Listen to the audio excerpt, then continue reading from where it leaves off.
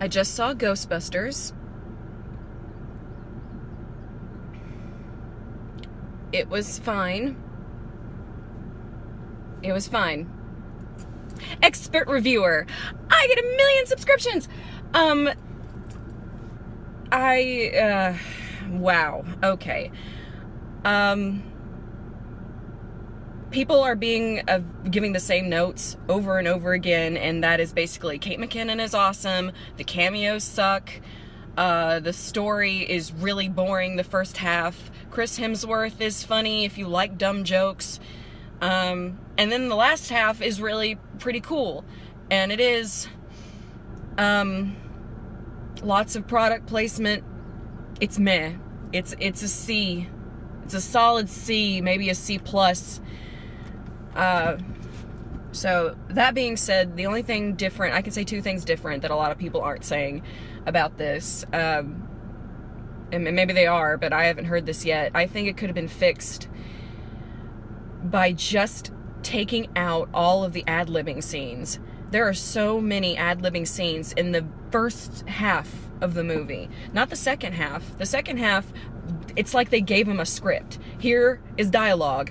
Use it with character and performance, and use it with plot and bad guy and action, not just sit here and improv.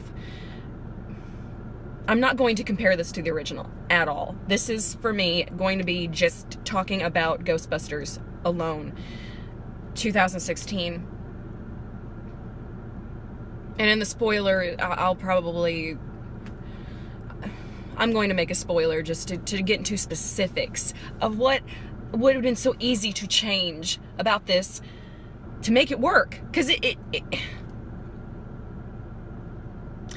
my problem is the editing. The editing is terrible.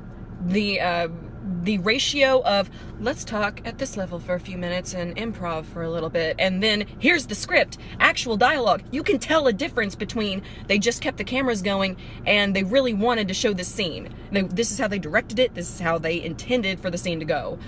And when the scenes went and the dialogue went and they followed script, it was actually good. It was paced fine. It was not terrible at all. But man, when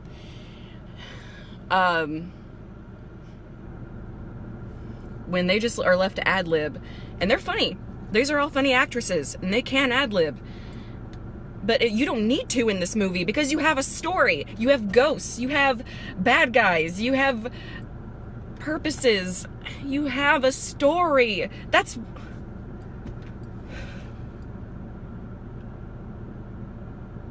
I'm very disappointed.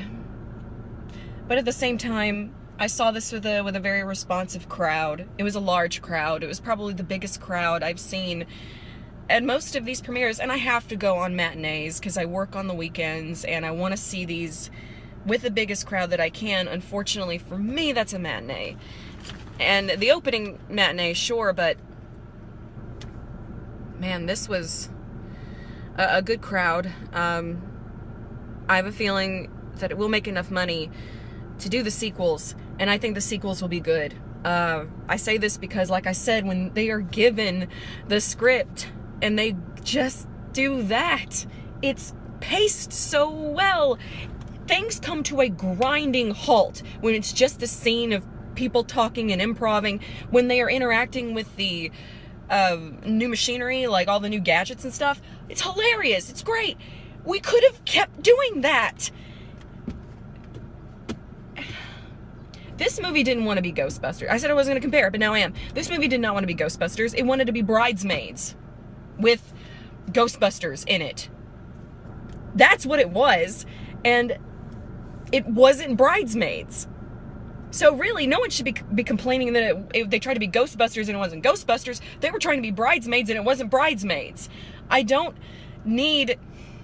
And not just because they're women, blah, yada, yada. If this was the same team that did Hot Tub Time Machine or The Hangover and then those series of movies, but all actors, I would be saying the same thing. If they were remaking Ghostbusters and it was a bunch of improv and getting drunk and doing stupid shit, I would say quit trying to make The Hangover, guys. Quit trying to do the comedy and do Ghostbusters. So I think the director is the guy who did Bridesmaids. So I get what he thinks is funny. You should have filmed a ton of it, though, and then got a better editor. If you really just wanted half of the film to be the girls improving, you should have gotten a better editor. Because, boy, those shots were long. They drug, and they weren't funny on top of it. Because you didn't need Bridesmaids and Ghostbusters. I know that Dan Aykroyd and Harold Ramis and Winston and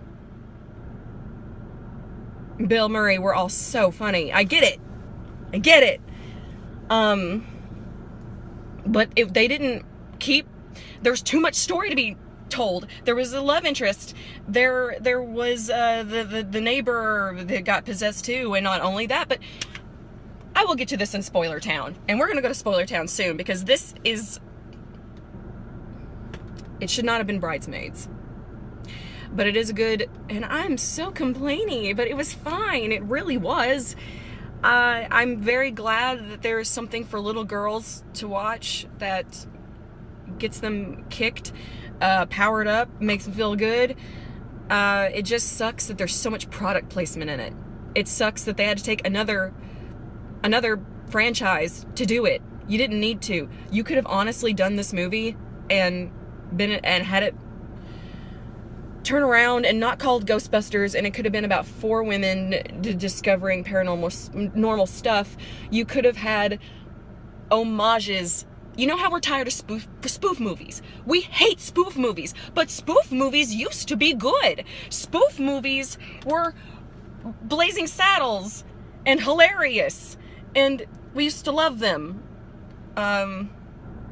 Now we hate them because they're things like Date Movie and Vampires Suck.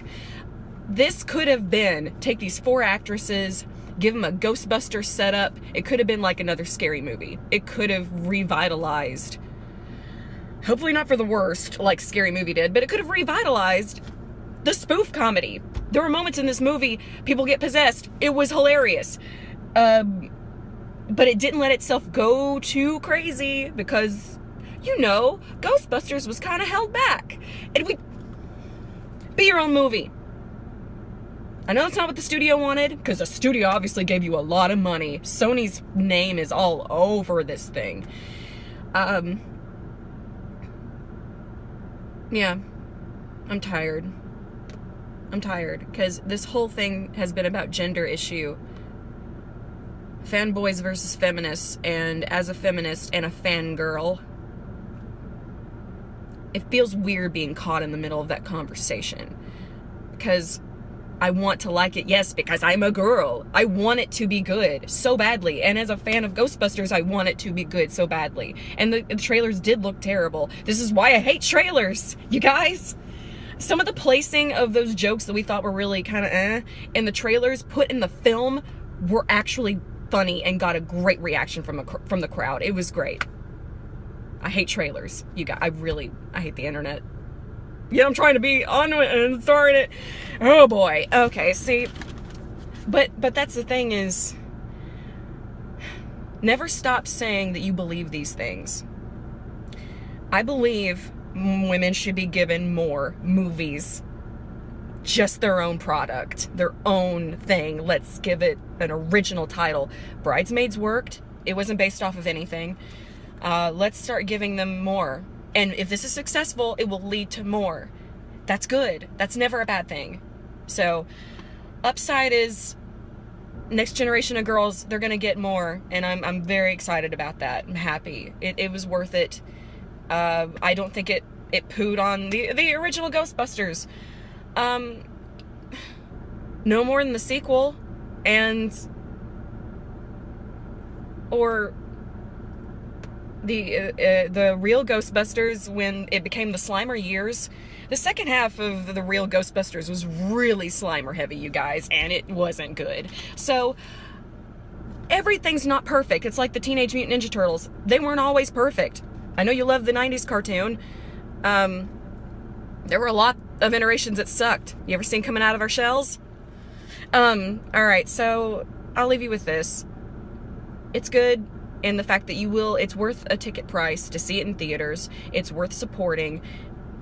You will laugh every once in a while. And when they get to the ghost butt kicking, it's awesome. I really enjoyed it, especially when that theme kicked in. It was great. Kate McKinnon is awesome. The other actresses were great, but she was a character. And Leslie, I thought Leslie was also, she had a really good character going. It's just Melissa and Kristen, it was all improv. And I have a feeling if you did give them dialogue, they would be just as... They would be. But anyway, we'll get to that in Spoiler Town. But I love y'all. Slee and the Lights next week. I don't really know. Trailers? I only got one. It was Meet the Joneses, Elsa Fisher, and the wonderful comedian with the beard and mustache. And yeah, they're a couple, of course, because hot wife and fat guy, Nick Offerman. Is that his name? All right. But he's great. He's hilarious. I could see why you'd want to go out with him, but I'm a little tired of that trope. So if we can see less tropes like that and more, let's get women out there doing the roles, and also more guy roles doing the more flippant things, because I liked Chris Hemsworth in this movie and found him charming rather than annoying. So take that for what it is. We'll go into Spoiler Town now. How I would have fixed things. But I'm not in Hollywood. But I love y'all. If you think I should be there, give me a Patreon. I love you. Bye-bye.